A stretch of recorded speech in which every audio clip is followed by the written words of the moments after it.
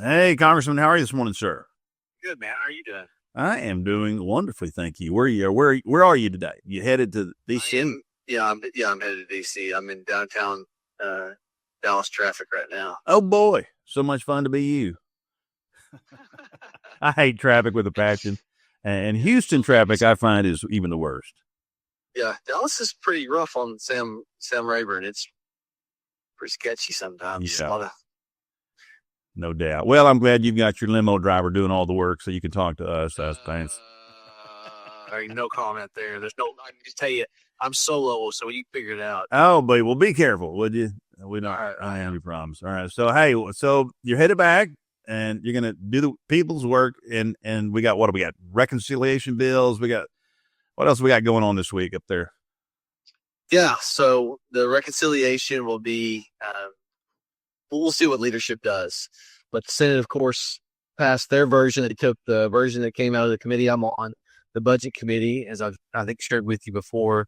Myself and about 5 or 6 others with the speaker were hammering out the final details the night prior to that coming out of our committee.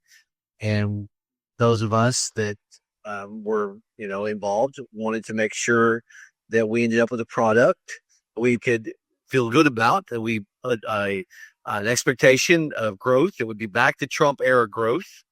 And that plus the cuts that we built in would be a way to offset the cost of the things that President Trump wanted to add, not just extension of the Tax Cuts and Jobs Act, but some of the other things he talked about doing on the presidential campaign trail, plus the cost associated with Homeland Security, of course, the committee I sit on, physical barriers, deportation. So we put forward what we believe was a responsible way to do that, even though we have a $2 trillion gross national debt every year. Deficit every year. We put forward a plan every year to offset these costs about $150 to $200 billion a year to make this thing deficit neutral. And over the course of 10 years, plus some other things that we built in, we believe we could actually get to, on the discretionary side, $1 trillion in savings over 10 years. We're $36 trillion in debt. So if anybody says what we sent over was extreme, they're not in reality. We did the best we could, given the moderate to liberal ideology that also exists within the Republican conference.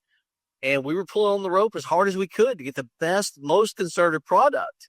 And as Chip Roy said, we ought to even feel a little bit embarrassed about that, because it's only 200 billion when we're overspending by 2 trillion every year. And just designed to get us to try to keep this product neutral. So we send it over. It says for enforceable cuts. I want to make sure that I use that word correctly. What you can enforce, meaning when this resolution out there that said this is what you have to cut, you didn't meet that, so this bill can't move forward. It's an enforceable cut. It allows us to take a vote on conscience to say you didn't meet the expectation. The Senate on enforceable cuts took our 1.5 trillion as a floor and reduced it to 4 billion. Oh my gosh. Even 1% of what we sent over. In fact, it's 1/4 of 1%. So as Jody Arrington, our budget committee chairman, I don't know, I expect that this thing goes on the floor, there will be 10 to 15 to 20, maybe even 30 people that will vote against it. Many of us put out on social media how disappointed we were in what they sent over. And, I'm not trying to get into a messaging match with some senators who believe it's a good thing, because their messaging is strong. They're saying we want to go back to pre-COVID. This will allow us to do that. The problem is the enforceable cuts. The bill, and I've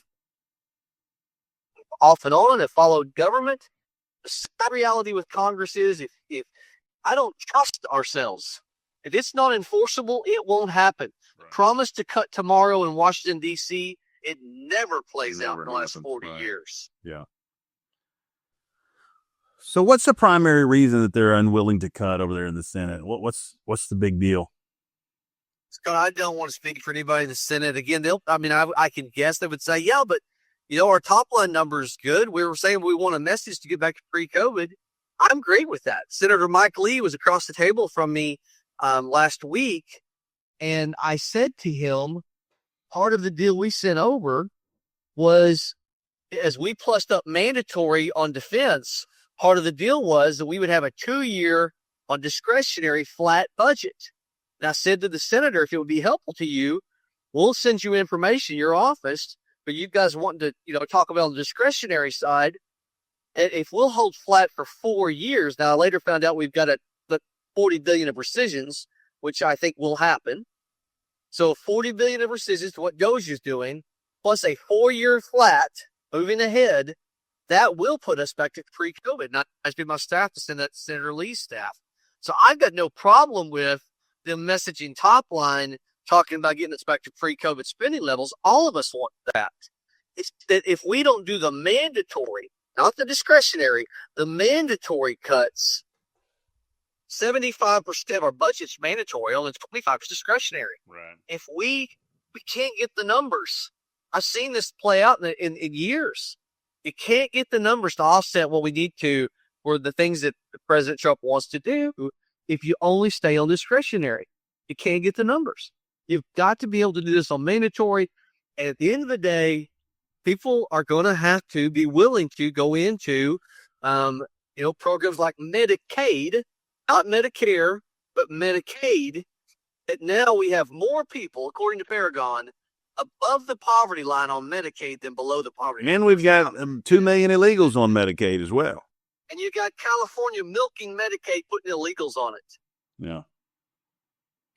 So is Trump at all pushing these senators to spend more money? I mean, do you have any idea on that deal? Because I don't think he's all that fiscally conservative.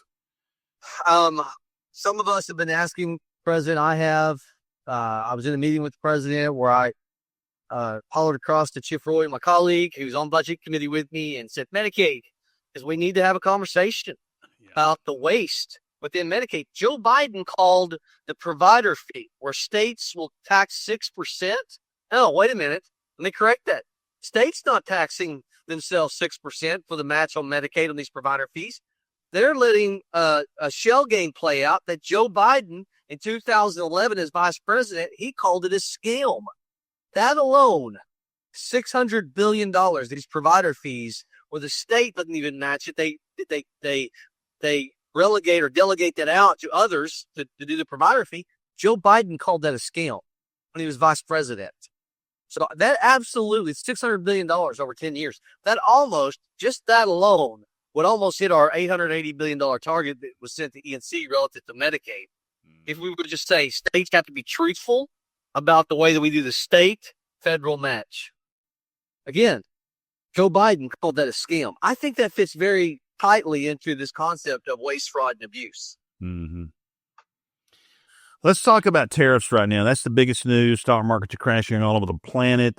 People are freaking the freak out, of course.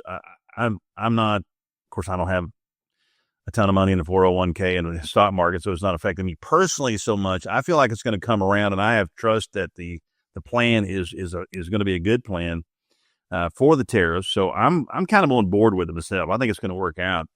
What are your thoughts about that? Look, I think that we've got to focus on long term. I agree that focusing on long term, it will be to our benefit to reset the hollowing out of what's happened with our manufacturing. But everybody listens to go back and think where you were at 20, 30 years ago when the conversation was floating around about everything that you would purchase in Walmart, and you would look at the tag and it was China and India. And you remember that 20 and 30 years ago with the great concern that we all started noticing? Well, let's talk about what's happened in 20 years. Our percentage of global manufacturing, since we started noticing things like this, our percentage has gone from 30% of global manufacturing to now, in 20 years later, we're at 17%. So we're getting hollowed out. Our entire GDP is 70% a service economy now. 70% of our total gross domestic product is a service-based economy where the dollar transfers to the plumber, to the... Yeah, we just export that either. And so when that happens, the gain, unlike when you take, plowing with oxen and you innovate and you create a new product made in America, a John Deere tractor, and all of a sudden everybody, a rising tide lifts all boats, manufacturing does something to explode wealth, right? Something happens when you're producing goods. Remember the dot-com boom? There's a wealth explosion. When you're service economy dependent only, you're not getting that. So that's the long-term goal. And we need to know this. Our most favorable trade tariff relation, we're the lowest among all countries. We're like at 3%. And the European Union and China, they're 2 and 3 times what we are. Mm-hmm. But take passenger vehicles for a second, okay? Right? Autos that carry people for transport up and down the highways. We're giving people 3% tariff on what we were historically. India says 70%.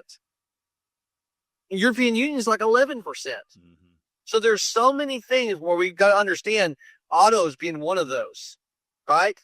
Vehicles. Yep. Think national security. We can't produce ships and autos and tanks and pharmaceuticals. Think what happens. And drones, Congressman. I tell you, any country that can't produce its own drones will become a vassal state. That is the new warfare, right? And so we better be able to do our own drones. I mean, from start to finish. And I don't know if we can or not. With I don't know if we have to import chips from Taiwan or what. But yeah, that's serious. That's important. Like what you're saying, you're talking about. Security. That's where the warfare is headed. Xi Jinping, China's leader, said not long ago that the real war is on technology advancement. They've gone in 20 years from $2 trillion gross domestic product to now they're 70% relative to our GDP. They're 20, we're 29. Like gangbusters. They're growing at our benefit. They manipulate their currency. They're doing patent infringement. These are things we've been talking about for 20 years on the federal level. Mm-hmm. President Trump is the only one that is doing some things to reset this hollowing out, this gutting long term that's going to lead to our demise as a nation. And so there is short-term pain. We're going to have to learn from history. We're going to have to, Congress, we have to get educated. There's going to be some adjustments. We're going to probably make the history. From 1871, I asked my staff to help me reiterate this correctly. From 1871 to 1913, the average, this is coming from Reagan's trade commissioner during the Reagan era. It is a quote you'll find from where he talks about from 1871 to 1913, our average dutiable import was 38%. Well, so, all right, from 1871 to 1913, that's where we were at. As I shared a while ago, we're at about 3% on our most favorable trading relationship percentage right now. What was happening from 1871 to 1913? Our GNP, our gross national product, we were growing at 4% every year, according to Reagan's trade guy. You know where we're at now? A little over 2%. Yeah.